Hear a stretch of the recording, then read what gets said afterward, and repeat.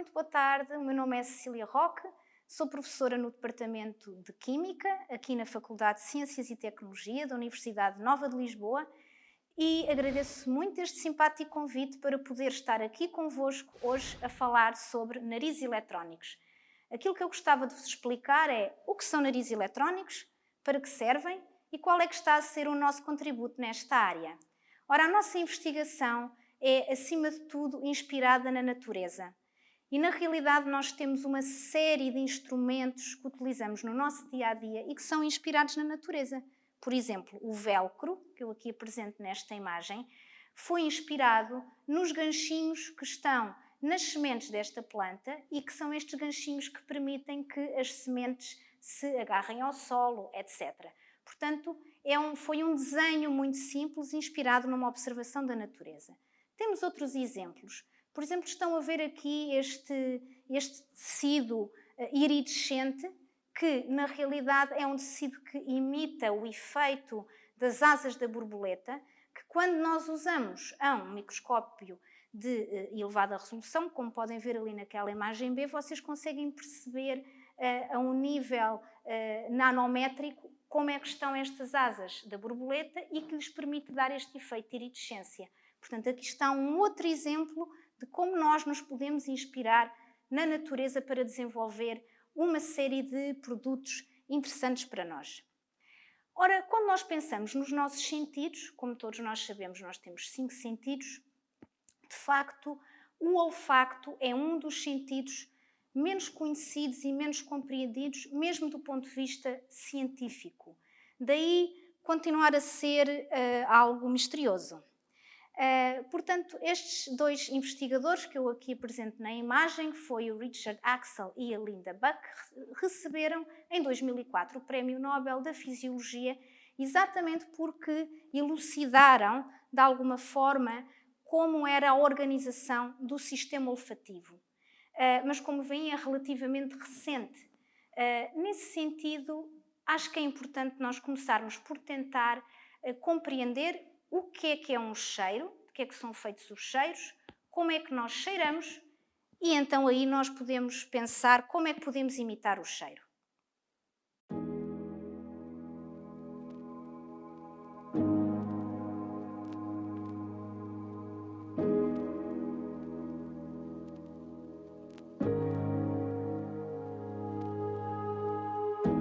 Um cheiro ou um odor é constituído por um conjunto de moléculas pequenas que se chamam compostos orgânicos voláteis e são chamados voláteis exatamente porque têm uma grande facilidade em passar para o estado gasoso. Essas moléculas pequeninas são transportadas até ao nosso nariz pelo ar e ligam-se a órgãos sensoriais que nós temos dentro do nariz e é essa ligação aos órgãos sensoriais que produz um sinal. Que vai ser processado no cérebro e, devido aos voláteis que interagiram, vai haver um padrão. E o nosso cérebro, como já reconhece esse padrão, ou seja, temos a nossa base de dados, a nossa memória de um cheiro que a gente já cheirou anteriormente e comparamos esse cheiro com o que já cheiramos anteriormente e conseguimos assim identificar o que é que estamos a cheirar. O nariz eletrónico é um dispositivo inteligente que, através da detecção de gases, ou os que nós chamamos os voláteis, emite sinais que vão ser depois extraídos e introduzidos sob a forma de dados num computador. Esse computador deve ser treinado de forma a imitar o nosso cérebro, humanos, por técnicas de inteligência artificial como machine learning. Nós, para além da resposta óptica que nos é dada pelos cristais líquidos, nós podemos também colher uma resposta elétrica que vem exatamente da presença do líquido iónico. Quando temos moléculas ou compostos orgânicos na mesma atmosfera onde estão os nossos sensores, eles vão alterar as propriedades de condução e isso acaba por ter um impacto na resposta final que nós teremos no nosso sistema. Por exemplo, as bactérias, com parte do seu metabolismo, têm a capacidade de libertar compostos orgânicos voláteis diferentes, portanto, têm como um padrão de voláteis que é diferente e que pode ser único para cada tipo de micro-organismo. Seria possível no futuro vir a detectar infecções bacterianas. Desenvolver um sistema de diagnóstico não invasivo e mais rápido que o convencional.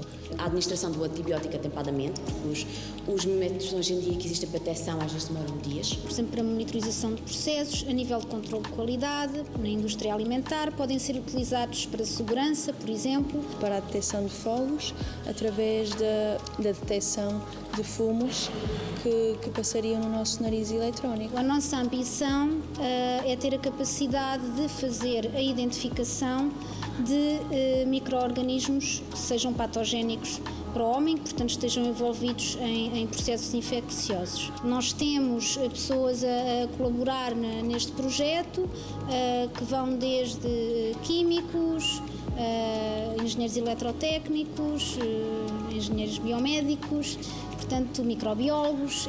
De facto é uma oportunidade única de poder ter uma equipa que está toda à volta do mesmo problema.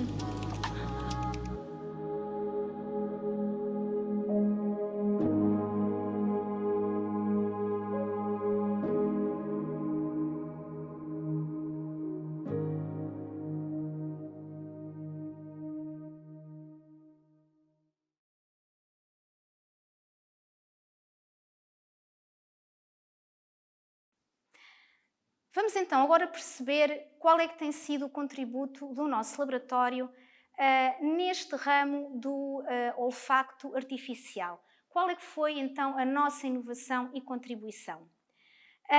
Este esquema faz uma comparação entre o olfato natural e o olfato artificial. E o que acontece é que realmente no olfato natural, como nós já explicamos no vídeo que acabaram de ouvir, os compostos orgânicos voláteis, os cheiros, entram na cavidade nasal, são reconhecidos pelos receptores olfativos e são depois estes sinais gerados que são enviados para o cérebro, onde se faz todo o processamento de sinais. Quando nós temos o olfato artificial, estes mesmos voláteis são enviados para uma câmara onde temos sensores de gases. E é acima de tudo aqui que nós temos estado a trabalhar e que nós introduzimos uma grande inovação. E porquê? Porque o que nós verificámos era que os sensores de gases que estão disponíveis e que existem não obedecem de uma forma geral a regras de sustentabilidade. Em que sentido?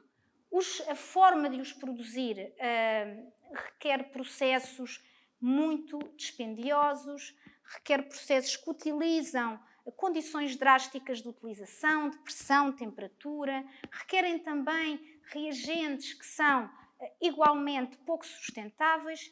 Por outro lado, a própria utilização destes sensores de gases estava muitas vezes associado, por exemplo, a temperaturas elevadíssimas, eu estou a falar 200, 300 graus, para além de que no fim do tempo de vida útil deste sensor, eles de facto não têm a possibilidade de serem reciclados ou muito menos de serem biodegradáveis. E foi aqui que nós pensámos como é que podíamos fazer a diferença. E nós, de facto, combinámos alguns componentes que são conhecidos de todos e que a esta hora de almoço até se sabe bem ver. Portanto, nós, de facto, combinámos proteínas e outros materiais de origem biológica e que têm a capacidade de formar géis. Um dos quais que nós mais temos estudado é, de facto, a gelatina, que nós aqui apresentamos. A gelatina é um gel composto de proteína e água, basicamente. Combinamos também com solventes que se chamam solventes verdes. São solventes verdes porque nós podemos reutilizá-los teoricamente indefinidamente e, por outro lado, eles não são voláteis. O que é que isto quer dizer? Eles não desaparecem, como acontece com a água. Quer dizer, se todos nós experimentarmos fazer uma gelatina em casa e a deixarmos ao ar, o que vai acontecer é que ela vai secar. Okay? Com os nossos materiais isso não acontece porque nós fizemos uma substituição da água por estes solventes verdes que não são voláteis. Por fim, combinamos um componente que é conhecido de todos, por exemplo, dos nossos ecrãs, que são os cristais líquidos e que permitem dar, de facto, uma resposta óptica a estes materiais, como nós vamos ver.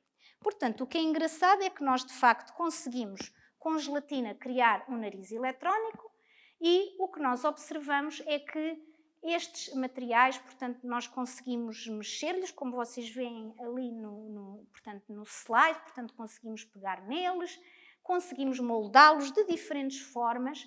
Nós temos, na realidade, utilizado estes materiais para fazer um revestimento, quer em elétrodos, isto é para nos dar um sinal elétrico, quer em substratos que sejam transparentes, como um simples pedaço de vidro, isto para nos dar a resposta óptica. E se nós olharmos a uma escala milimétrica ou nanométrica, o que é que está a acontecer dentro destes materiais, o que nós temos é de facto uma malha, que é a matriz composta pela gelatina, onde nós podemos encontrar aquilo que nós chamamos umas gotas, que são o que está representado a cor-de-rosa, e essas gotas é onde nós encontramos os nossos cristais líquidos. Vamos ver. Quando eu, de facto, observo no microscópio estes materiais, o que nós observamos, que foi o que vocês viram, é este campo muito bonito de florzinhas que ficam completamente escuros e depois muito rapidamente conseguem voltar ao seu estado inicial. O que é que aconteceu? O que aconteceu é que eu simplesmente sujeitei este material a um cheiro e isso faz com que haja uma alteração das propriedades do material e é isso que depois nós, de facto, conseguimos recolher no nosso equipamento que nós desenvolvemos em parceria com o professor Gamboa, do Departamento de Física, aqui da nossa faculdade, que é de facto um equipamento que nos permite recolher os sinais destes materiais, sinais elétricos, sinais ópticos, e que depois, obviamente, temos, uma vez recolhidos esses sinais, eles terão que ser processados e vamos aplicar algoritmos de machine learning e inteligência artificial para conseguir tratar os dados e fazer o reconhecimento de padrões. O que eu aqui mostro são sinais típicos que nós obtemos para quando nós colocamos os nossos materiais na presença de diferentes solventes orgânicos. Isto, para quem não é químico, talvez seja um bocadinho difícil de compreender, mas o que eu vos quero dizer, e eu penso que todos nós compreendemos, que o hexano tem uma estrutura química diferente do éter dietílico, ou diferente do etanol, ou diferente da acetona que nós usamos para tirar o verniz das unhas. E o que nós podemos ver é que para cada um destes compostos nós temos um sinal que mesmo visualmente é diferente. E é de facto estas diferenças nos sinais que nós tratamos e que nós retiramos através dos nossos algoritmos de processamento de sinal.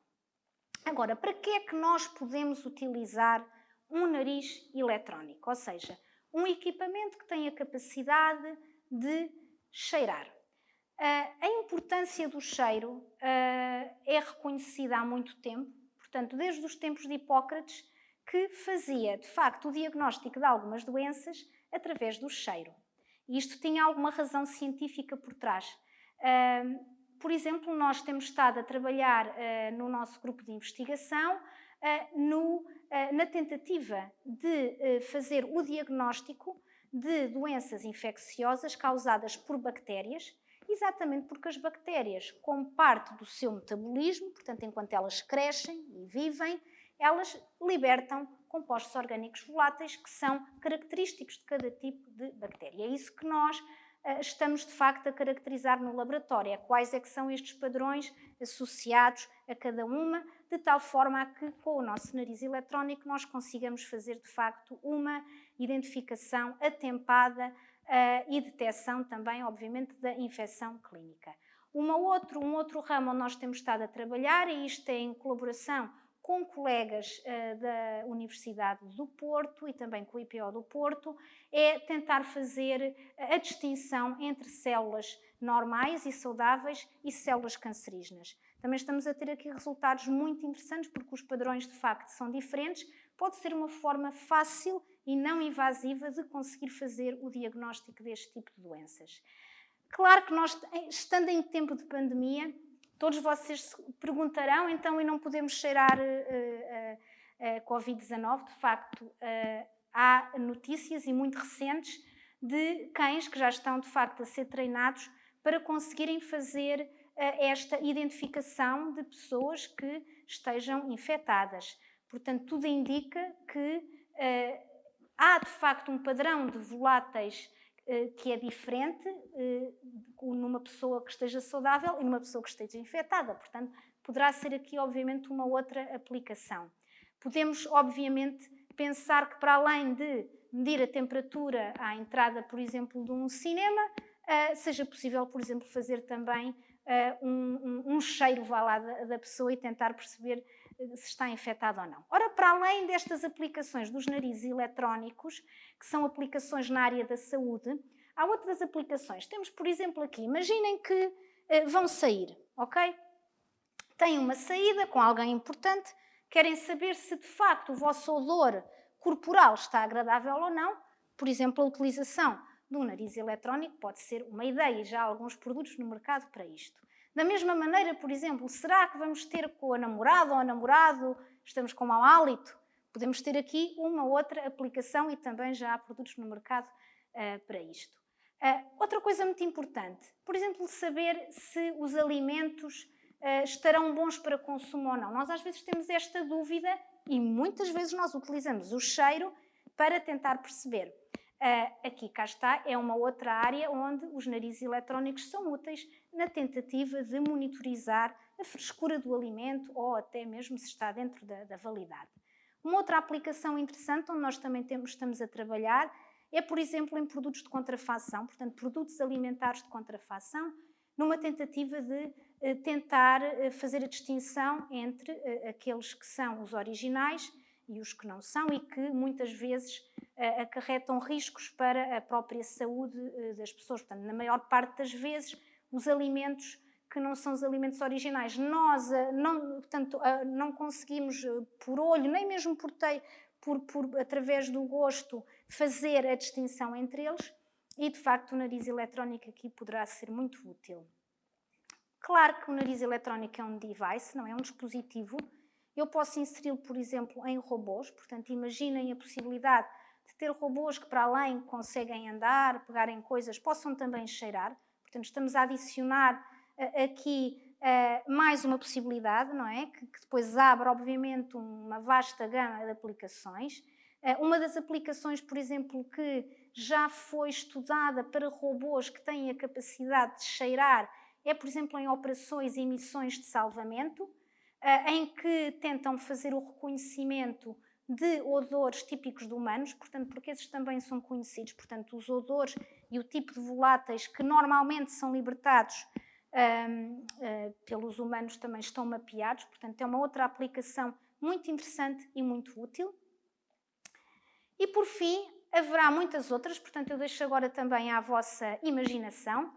Eu deixo aqui só um último slide de agradecimento às nossas entidades financiadoras, obviamente às instituições que nos acolhem, portanto a Faculdade de Ciência e Tecnologia e a UCBio, aos 2 projetos que temos neste momento a decorrer nesta área portanto, de materiais para olfacto artificial, bem como a minha equipa, portanto aquilo que vocês ali veem, aquela imagem, foi antes obviamente destes tempos, portanto estamos todos sem máscara, que é uma equipa fantástica, portanto, como vocês podem ver, isto é um trabalho muito multidisciplinar e, portanto, é importante ter uma equipa que, de facto, envolva pessoas de diferentes áreas. Por exemplo, aqui dentro da faculdade, nós temos alunos que se formaram no mestrado em micro e nanotecnologias, temos alunos de engenharia biomédica, obviamente de química, temos alunos que vieram das licenciaturas de biologia celular e molecular,